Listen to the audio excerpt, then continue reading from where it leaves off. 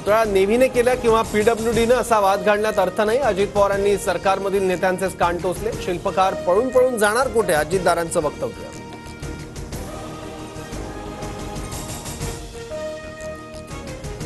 माफी मागायचं नाटक करू नका, महाराष्ट्रासमोर तुम्हाला 100 वेळा नाक रगडावंच लागेल। भविष्यात मोदींनाही माफी मागावी लागेल। राजकोट किल्ल्यावरील पाहणीनंतर संजय राऊतांची टीका।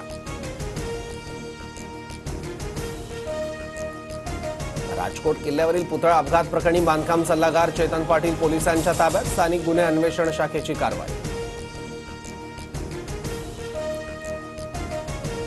वैभव नाईक 15 मिनिटात घटनास्थळी कसे पोहोचले? शिवरायांचा पुतळा कोसळला, यात वैभव नाईकांचा हात तर नाही ना? निलेश राणेंचा ट्विट करत प्रश्न उपस्थित। जितेश अंतापूरकर आणि झिशान सिद्दीकींची काँग्रेसमधून हकालपट्टी। काँग्रेस प्रदेशाध्यक्ष नाना पटोले यांची माहिती।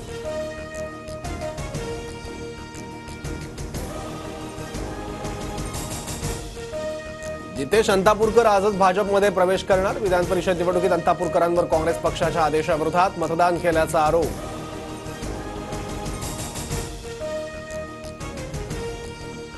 मला सर्वांचे फोन, मात्र मी कुणालाही अद्याप होकार दिला नाही। 2-3 दिवसात अंतिम निर्णय घेणार। पुढील आठवड्यात फडणवीसांना भेटणार। हर्षवर्धन पाटलांची प्रतिक्रिया।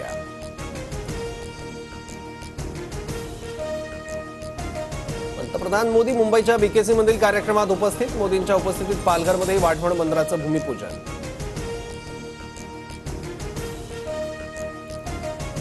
मोदींच्या हस्ते आज वाढवण बंदराचं भूमिपूजन। स्थानिक भूमिपुत्र आणि मच्छीमारांकडून निषेध। बोटीमध्ये काळे फुगे आणि झेंडे बांधून निषेध व्यक्त।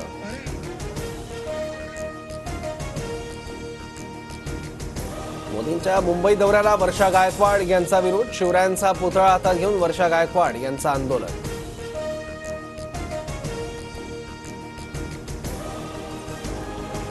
राष्ट्रवादीशी आयुष्यात कधी पटलं नाही, तानाजी सावंतांचं राष्ट्रवादी पक्षाबाबत वादाचं वक्तव्य।